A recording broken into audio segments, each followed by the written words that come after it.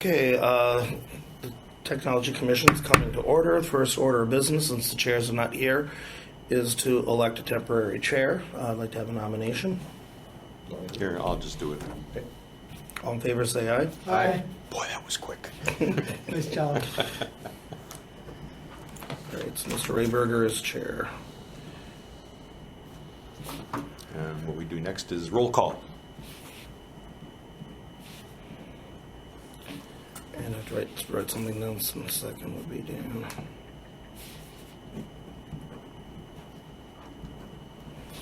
Okay, Chairman Scott Mead is absent. Vice Chair Greg Stoic is absent. Alderman Dan Mayer. Present. Laura Galusha. Present. James Rayberger. Present. Norm McKesson. Here. And I'm here. And we'll now stand for the Pledge of Allegiance.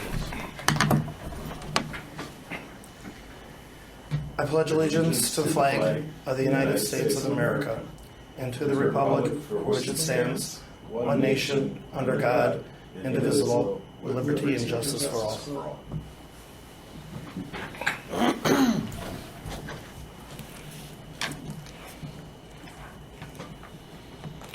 Second order of business is citizen comment period, but there are no citizens present.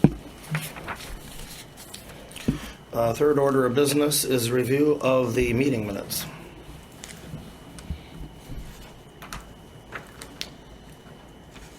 I make a motion that the meeting minutes be approved. You got these right. Yes. I would second it. All in favor? Aye.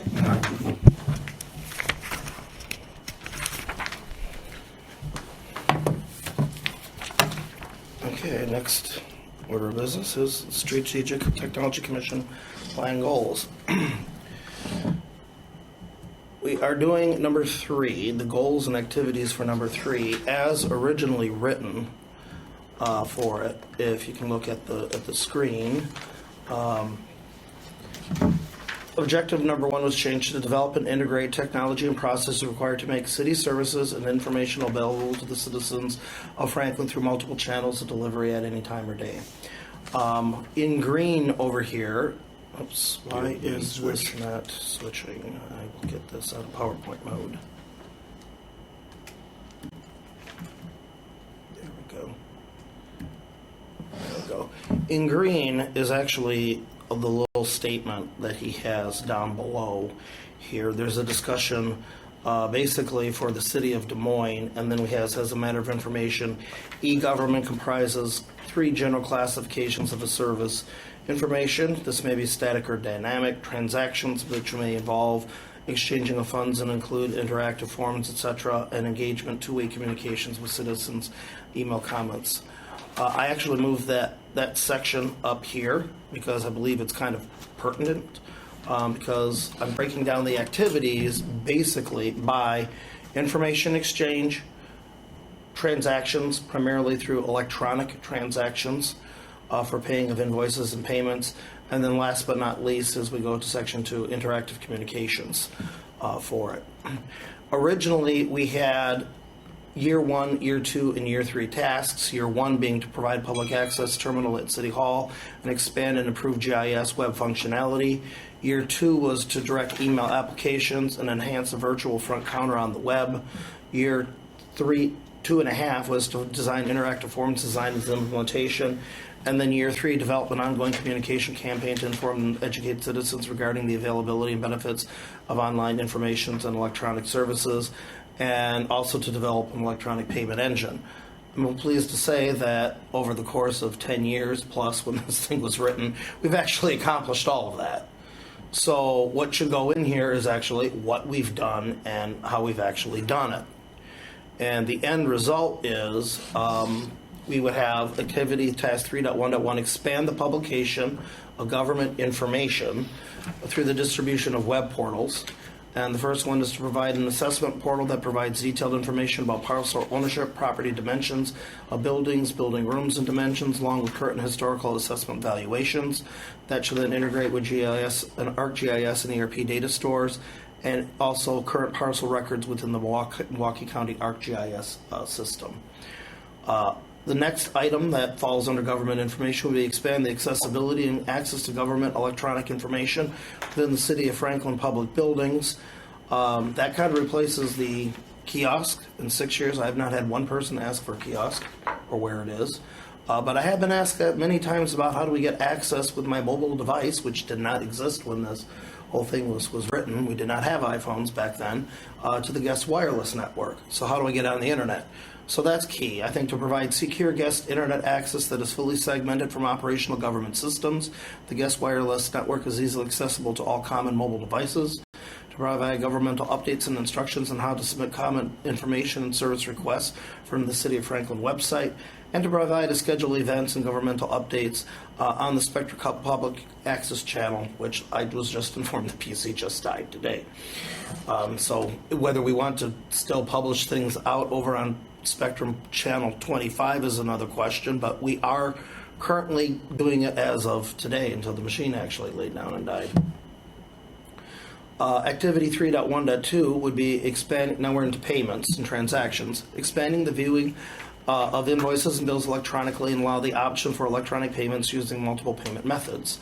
To provide governmental invoicing and payment options for the following services: property tax invoices, history payments, property tax invoices and history and electronic payments, water and sewer utility invoices, history and payments, court fees and citations, and under permit and licensing, it's doing building, electrical, and plumbing permits, select business and personal licenses, and also select miscellaneous fees, which typically is grass cutting, weed removal, snow removal, and park reservations.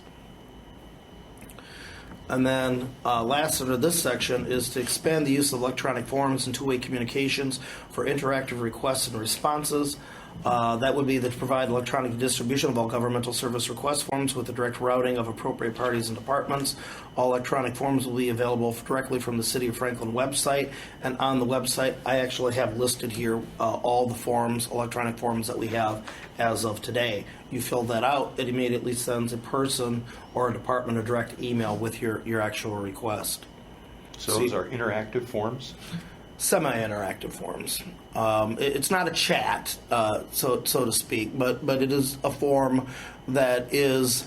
It's like a fillable PDF? It's a form that basically turns around and sends everything out as a text message. Okay. So you fill out the web form for it. It sends it as a text with what you submitted in there, and it sends it as a text directly to an email text to the person. That's chosen for text for security reasons. One of the things, the closest one we have that you can submit a document as a resume. Because you got to be careful. I do have people actively trying to hack us from those web forms, where they'll try to superfluously put spam in there. They realize this will go around the spam filter, and they'll try to turn around and do a phishing attack that way. Charming little angels. So the less that we can have them submit docs and PDFs and such, the better for it because of phishing. We can't control who fills out that area, and it is an area for attack. Then when we go a little bit more, we're keeping this blurb down here about multiple forms of delivery. The next item would then be pretty much some implementation of communication, government transparency. To encourage the development and implementation of information services that deprives appropriate government transparency. This really became an issue during COVID. Activity 3.2.1 is to provide remote access to government meetings and online historical recordings. We're doing this today by providing live streaming to select governmental meetings using common social media services, primarily YouTube. To provide historical audio archives of all government meetings as per the state Wisconsin open request statutory requirements. It is required that you do audio recordings. It is not required that you do video, although we do select video meetings and archivings. And then provide online historical video archives via social media, YouTube for all live streaming of meetings, and then to provide historical archives of all meeting agendas, minutes, maps, reports, budgets, fee schedule, ordinance, master plans from the City of Franklin website. All printed archives are available by submitting a request to the City of Franklin Clerk's office. So that's currently what we are doing today to basically go in compliance with that. I can go into more detail. I do have a PowerPoint that can go a little bit more into detail of what each one of those bullet points means if you're interested in that. But in conservation of time, we can move on if you think that this looks appropriate. The only comment I have is the attribution to the city of Des Moines, whether that's necessary. It may be confusing about the application of what has the city of Des Moines got to do with the city of Franklin. I would agree with that, but there was some passion by the earlier authors that they kind of liked of a blurb that kind of explained, well, government should be put in multiple forms of communication because we have multiple types of constituents with various disabilities and technology needs. Okay, then the only thing I'd say on first paragraph, top of page 30, is to say this plan for the city of Franklin. You have a capital P, so it's referring to this plan. And then make sure that it's Des Moines is subject as being incorporated into this Franklin plan. And then you have the attribution again at the end of the paragraph of the indented. So Okay, the first one was you said the plan? right at the end of the first paragraph. Oh, into this plan. Into this plan for the city of Franklin. So it ties it into this is our plan, Yeah, you're right. that not can the be city of confusing. Des Yes. Moines. Yeah, Yes. Okay. you could probably take this whole controversial paragraph and just put this in a note at the end of the document. That's true. Footnote. Just footnote it, or I like the idea of footnote it. Yeah. Maybe a date from Des Moines too to make it really look like a footnote. Or? Mhm. And I don't know where he got that quote or where the attribution of it is. Okay. So, Who's he? Mark Liberta. Okay. Oh, okay. Sorry. Yeah. That was his inclusion in there. but there's information that's missing because you don't know how long ago this was actually put out Correct. here, and so today some of this may not even be necessary. So I would just footnote it. Yeah. We can discuss later if we want to footnote or strike. Anything else? I went through that relatively quickly. Good. Okay. We don't need to vote on that, do we? Nope. We will when we finally get to the objective 10. So once we're at objective 10, then we'll be looking. I will then collapse all of the red line into a single document, and then you can view everything in its entirety, and then we can vote on it. Okay, so I will skip those slides, and then we go into basically. Order of business 5. We go into objective number 4, so now we have to turn around and vote to go into closed session. And I have to close the doors. All right, I make a motion, we enter closed session. I think you gotta read it. You gotta read the I have whole to read thing. it. The Technology Commission may enter closed session for these subject matter items, that's items A, B, and C above, pursuant to Wisconsin Statute 19.85(1)D, to consider strategy for crime prevention and the implementation of a program and policy and tools, therefore, for crime prevention, i.e. cyber attack prevention and technology crimes in relation thereto, for the protection of the city's technical and informational infrastructure and the city officials, employees, and the public who use the system, and also pursuant to Wisconsin Statute 19.85(1)E, for competition and bargaining reasons with regard to the Prevention Protection Program and these subject matter items and the investing of public funds in relation thereto, and to re-enter open session at the same place thereafter to act on such matters discussed. That was a motion. That's the motion. Second. All in favor? Aye. Okay, we are now in closed session. And technical issues review. This gets interesting, folks.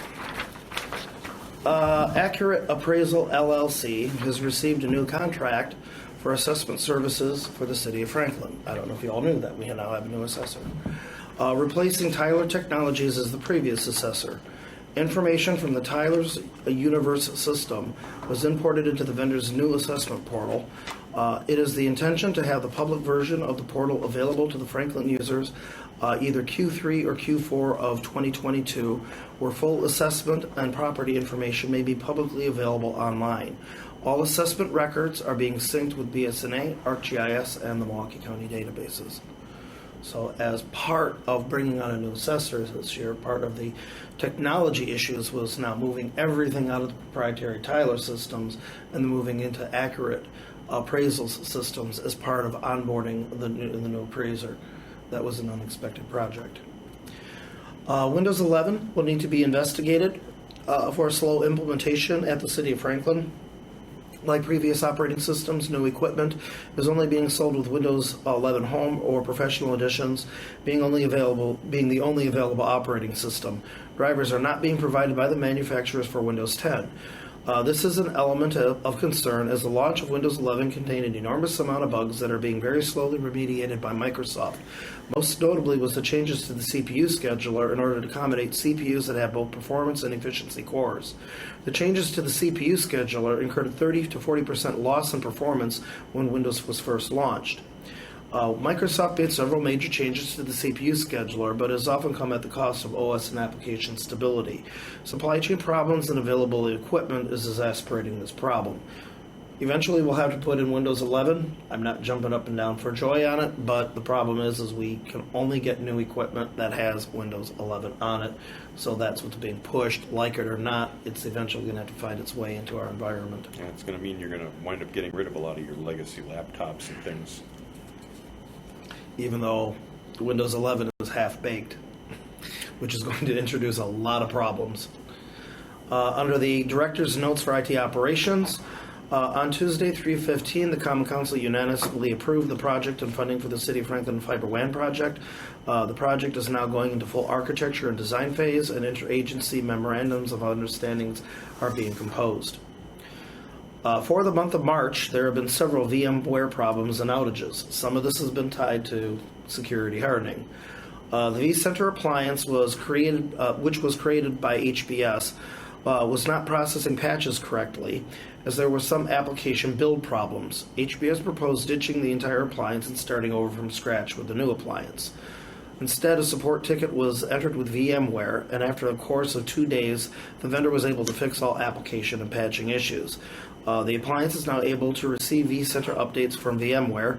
VM Update Manager, now VMware Lifecycle Manager, is now working, where vCenter is able to upgrade and patch all VMware hosts. All VMware 6.7 servers were fully patched to the latest service release, which is now number 23. The water utilities server was upgraded from version 6.5 to 6.7 and then fully patched. All servers had the latest HP Service Pack for fully installed. During the weekend of March 4th, the water utility VMware environment had major issues due to disk space. They run their disk space completely locally. Before the VMware host server could be upgraded to version 6.5 to 6.7, all VMs needed to have any open snapshots consolidated. All three VMs on the server had open snapshots going back to 2019. 2 VMs were able to consolidate and roll the open snapshots without any problems. Server CH Historian had major problems. The server had a 750 gigabyte snapshot that was created in 2019 and upgrading the operating system and applications. This was never consolidated, and 16 additional snapshots were applied after this one. When the VM was attempted to be consolidated, the snapshots on CH Historian server eventually ran out of disk space on the entire storage array, and the job abandoned.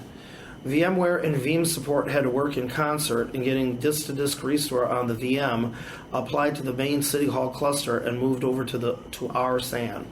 The Veeam job automatically consolidated all open snapshots and placed the server to the last known state when it was fully powered off. Once the restore was complete, the VM was powered on and all databases were verified for consistency. The original VM and the water utility host server was deleted, and the new server was vMotion to the original location. Afterwards, the VM server was upgraded and patched.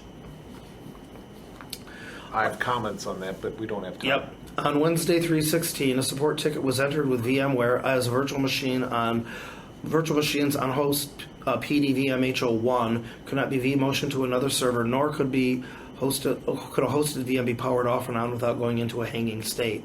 Technical support was able to identify the problem as an issue with the boot drive. The current VMware environment is using a diskless server where the VMware host boots to a mirrored 8 gigabit micro SD card that are installed on the motherboard. The primary SD card went bad and needed to be replaced. A new HB microcard kit was ordered, and PDS was scheduled to rebuild the server on 3/23, which they successfully did. It should be noted that VMware 7 and 8 and beyond, the micro SD card architecture is no longer supported. Only debooting to NVMe or SSD drives will be supported. This architecture change needs to be taken into consideration when redesigning the new VMware hardware. This is a capital project budgeted for 2022. And that's all I have. So maybe next time it can go back to root cause on some of the stuff that you. We can talk a little bit offline too. Future items, still plenty out there right now. Probably the biggest one that will be identified immediately, obviously, will be the results from the security penetration test and any additional security work that needs to be done to lower the immediate vulnerabilities. Is there any other items that someone wants to see for the risk register, just risk keep register. that common there. And I guess the results of how the Common Council viewed the two policies that we just recommended to them. I'll include that in my operational notes. All right. Yeah. FBI DOJ audit, like you've got on here, probably should be up Oh. at the top. That'll be a huge one. You're not doing anything on the exchange, right? That requires two-factor authentication, which means I'm doing some research on it right now. Yeah. Also, could we go over to host online, so Exchange Online, Yep, Office 365? And now that we have the fiber project coming up, I think that could get Gives you more options. a new review. The next hearing is going to be at 6 p.m. on April 27th in the hearing room. You had mentioned last time too, several times, the concern that you had about the war and the Russian cybersecurity attacks and how potentially that could be affecting our city. Anything that you've seen on that? I've seen a lot on it, and we have been doing a tremendous amount of security hardening, basically since before Russia even invaded Ukraine. We were hardening anything systems. coming into our systems unique. Actually, no, and I've seen some attacks normally against our web server Sure. that we use for GCS, for property tax payments. That's our biggest one. But early on I've been told that there's only minor issues that he discovered for our external penetration tests. That's good. Our biggest threat will be internal, where someone got phished, Oh, yeah. and then their computer internally was compromised. Right. I think that's our greatest threat at this point. Did the penetration test include any social engineering? No, that's going to be a separate test. All right. Just penetration. Yeah. I don't. I had that also added on our risk or on my project register Yeah. for that as well. I'm just looking for adjournment so Dan can go to the next meeting. Sorry. First, second, Norm. All in favor? Aye. And it's done. 7:04.